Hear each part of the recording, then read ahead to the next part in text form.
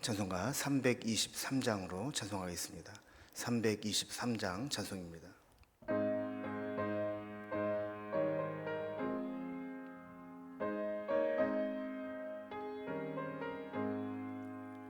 부름받아 나선 이 몸 어디든지 가오리다. 괴로우나 즐거우나 주만 따라가오리니 어느 누가 막으리까. 죽음인들 막으리까. 어느 누가 막으리까. 죽음인들 막으리까. 아골골짝 빈들에도 복음 들고 가오리다. 소돔 같은 거리에도 사랑 안고 찾아가서 종의 몸에 지닌 것도 아낌없이 드리리다. 종의 몸에 지닌 것도 아낌없이 드리리다. 존귀 영광 모든 권세 주님 홀로 받으소서. 멸시천대 십자가는 제가 지고 가오리다. 이름 없이 빛도 없이 감사하며 섬기리다. 이름 없이 빛도 없이 감사하며 섬기리다. 아멘. 함께하는 하나님 말씀은 구약성경 예레미야 1장 1절에서 10절까지 말씀입니다. 예레미야 1장 1절에서 10절까지 1050면에 있습니다. 말씀을 제가 봉독하겠습니다. 베냐민 땅 아나돗의 제사장들 중 힐기야의 아들 예레미야의 말이라. 아몬의 아들 유다왕 요시야가 다스린 지 13년에 여호와의 말씀이 예레미야에게 임하였고, 요시야의 아들 유다의 왕 여호야김 시대부터 요시야의 아들 유다의 왕 시드기야의 11년 말까지 곧 5월에 예루살렘이 사로잡혀 가기까지 임하니라. 여호와의 말씀이 내게 임하니라. 이르시되 내가 너를 모태에 짓기 전에 너를 알았고 내가 배에서 나오기 전에 너를 성별하였고 너를 여러 나라의 선지자로 세웠노라 하시기로 내가 이르되 슬프도소이다. 주 여호와여 보소서 나는 아이라 말할 줄을 알지 못하나이다 하니, 여호와께서 내게 이르시되 너는 아이라 말하지 말고 내가 너를 누구에게 보내든지 너는 가며 내가 네게 무엇을 명령하든지 너는 말할지니라. 너는 그들 때문에 두려워하지 말라. 내가 너와 함께하여 너를 구원하리라. 나 여호와의 말이니라 하시고, 여호와께서 그의 손을 내밀어 내 입에 대시며 여호와께서 내게 이르시되 보라 내가 내 말을 네 입에 두었노라. 보라 내가 오늘 너를 여러 나라와 여러 왕국 위에 세워 내가 그것들을 뽑고 파괴하며 파멸하고 넘어뜨리며 건설하고 심게 하였느니라 하시니라. 아멘. 오늘부터 우리가 예레미야서의 말씀을 이제 살펴보게 됩니다. 예레미야 그러면 우리는 눈물의 선지자라고 알고 있습니다. 왜 눈물의 선지자인가 하면 자신이 예언한 말씀대로 조국 유다가 망하는 모습을 직접 눈으로 목격해야 되었기 때문입니다. 상황이 이렇다 보니까 예레미야의 말씀은 우리가 편하게 듣고 좋아할 만한 그런 쉬운 가벼운 말씀들이 아닙니다. 예레미야는 마치 불방망이로 반석을 치는 것과 같이 아주 강력하게 말씀을 전했습니다. 예레미야를 보면서 오늘날 우리 깨어있는 성도들이 나라와 민족을 위해서 간절한 심정으로 기도해야 되겠다 하는 것들을 다시 생각해 보게 됩니다. 이렇게 예레미야는 시작부터 유다 말기에 말씀을 전하고 또 유다가 망하는 것들을 직접 보면서 말씀을 전했던 선지자이죠. 자, 이렇게 소명을 받는 장면을 오늘 본문을 통해서 기록하고 있습니다. 소명받을 당시의 시대적인 상황과 배경, 그리고 하나님께서 예레미야를 어떻게 부르셨는지 이런 내용들을 오늘 말씀을 통해서 살펴보겠습니다.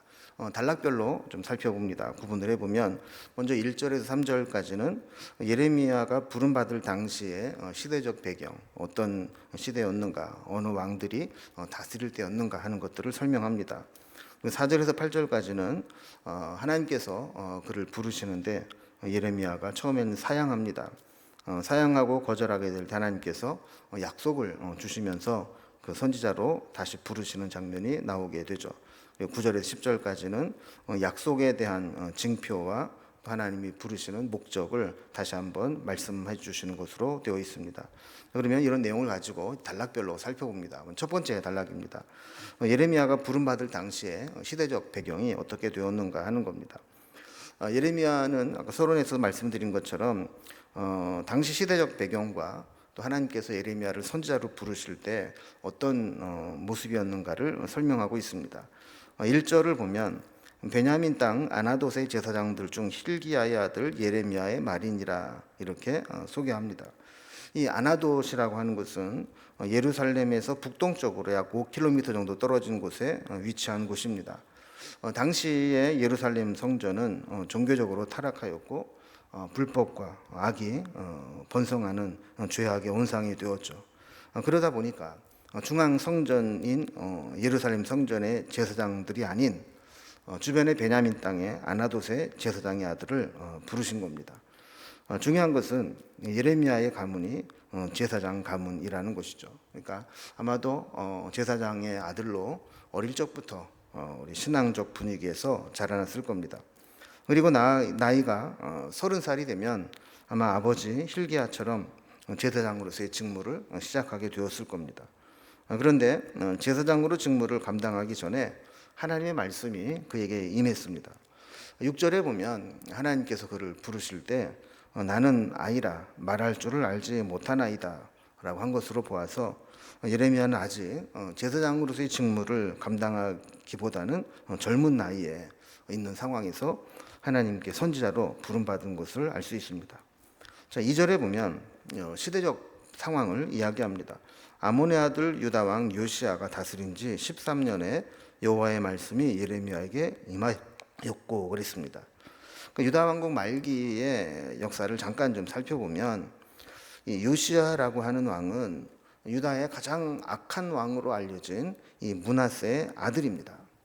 근데 아버지를 닮지 않고 종교 개혁을 일으키면서 마지막으로 유다를 회복시킬 수 있도록 아주 노력하고 몸부림을 친 왕입니다. 그런데 요시야가 이 바벨론 왕과 싸우러 나가는 애굽 왕 느고를 무기또에서 막는 전투를 하다가 이 전쟁에 잘못 가담을 해서 무기또 전투에서 전사하게 됩니다. 갑자기 죽게 되니까 그동안 요시야가 행해왔던 개혁들이 다 물거품이 되고 중단되고 만 것이죠. 그리고 요시야의 죽음 이후에 유다는 걷잡을 수 없이 몰락의 길로 빠져들고 맙니다. 3절에 보면 요시야의 아들 유다 왕 여호야김 시대부터 요시야의 아들 유다 왕 시드기야 11년 말까지 곧 5월에 예루살렘이 사로잡혀 가기까지 이만이라 그랬습니다.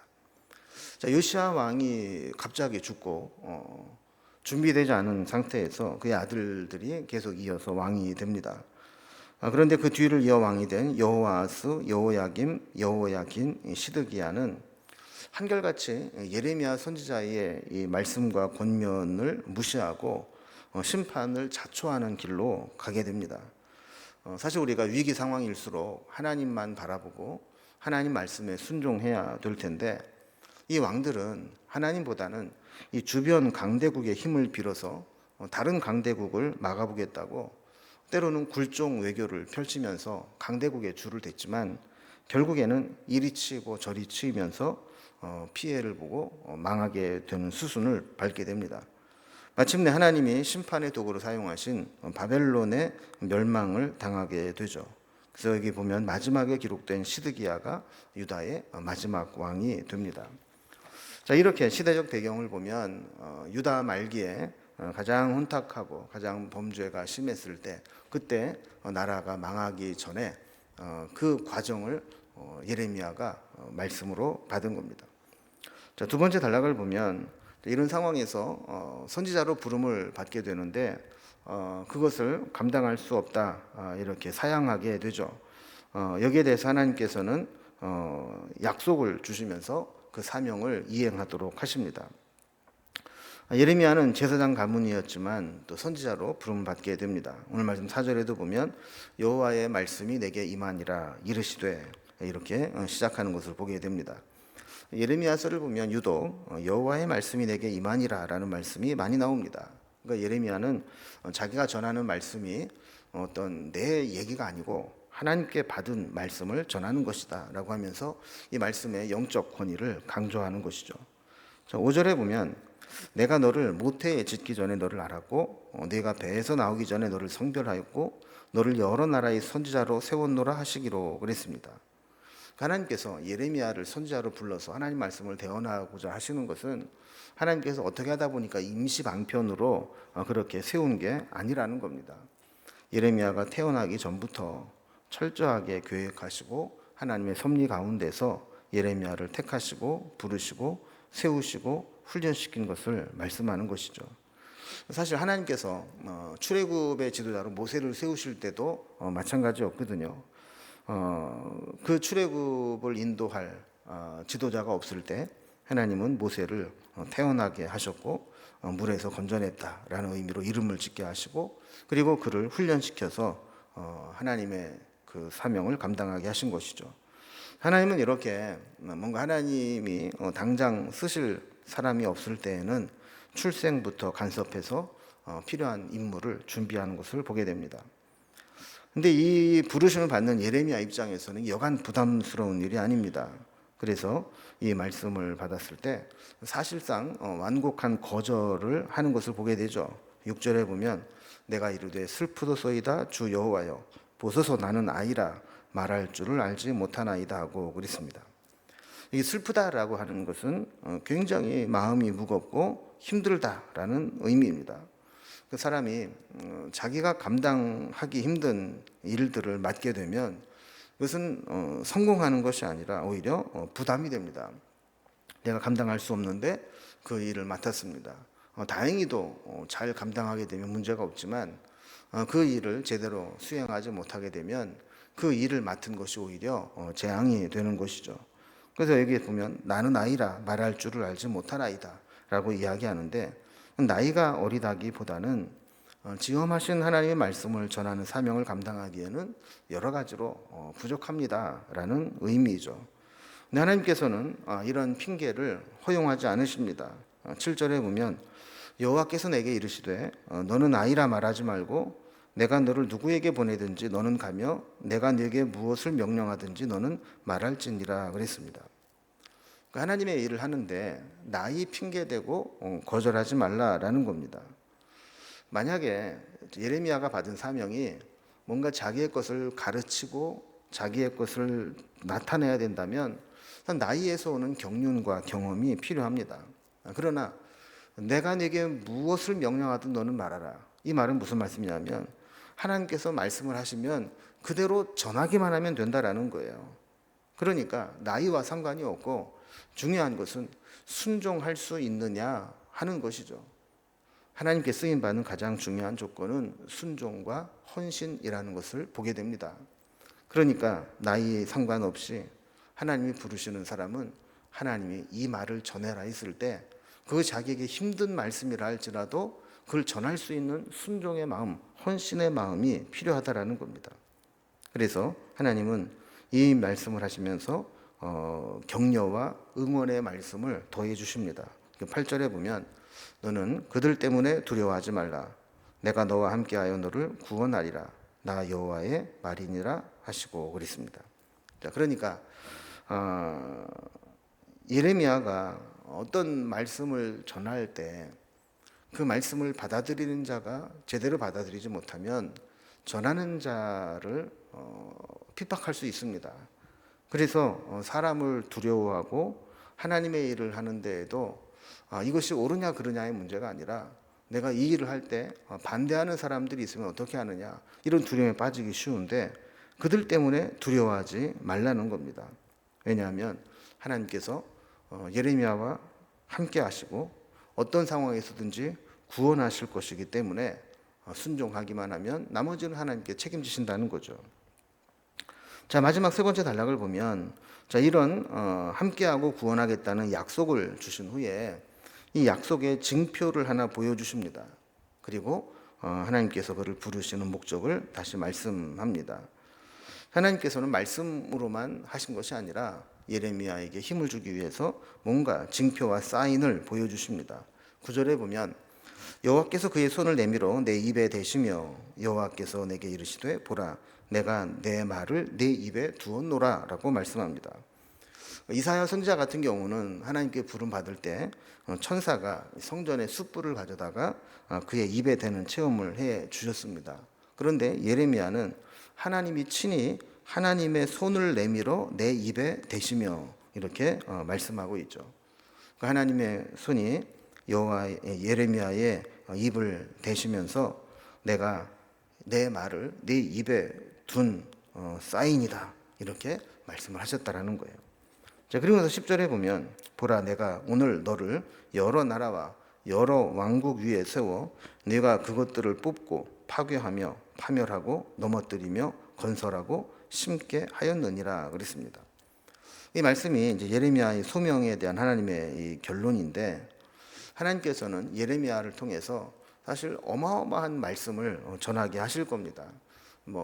집안이 잘 되고 성공하고 이런 정도가 아니고 어느 민족이든 어느 나라든 어느 왕국이든 하나님께서 예레미야의 입을 통해서 뽑히라 그러면 뽑힐 것이고 파괴될 것이다 그러면 파괴될 것이고 넘어뜨리라 하면 넘어질 것이고 새롭게 건설하고 심을 것이다 그러면 그대로 이루어지는 그런 일들을 이루시겠다는 겁니다. 이제 오늘 말씀을 마무리합니다. 예레미야가 하나님의 부름 받아서 선지자로 세움받는 그 과정이 기록되어 있는데, 악이 관영하고 하나님으로부터 멀어진 시대에는 우리가 예레미야처럼 하나님 부르심에 합당한 모습으로 살아가고 있는지 돌아보아야 합니다.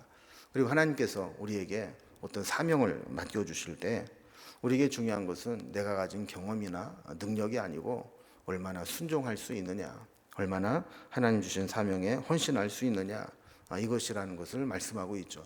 우리도 하나님 말씀하실 때 순종할 준비가 되어 있는지, 그 말씀대로 헌신할 각오가 되어 있는지 돌아보면서 오늘도 믿음으로 살아갈 수 있기를 주님의 이름으로 기원합니다. 기도하겠습니다.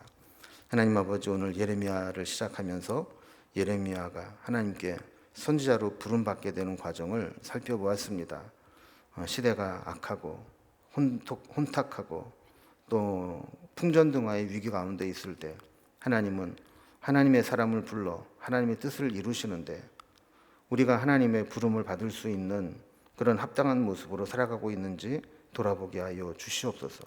그리고 하나님께서 우리에게 어떤 사명을 맡겨주신지 그 사명에 합당한 헌신과 순종의 자세를 가지고 살아갈 수 있도록 인도해 주옵소서.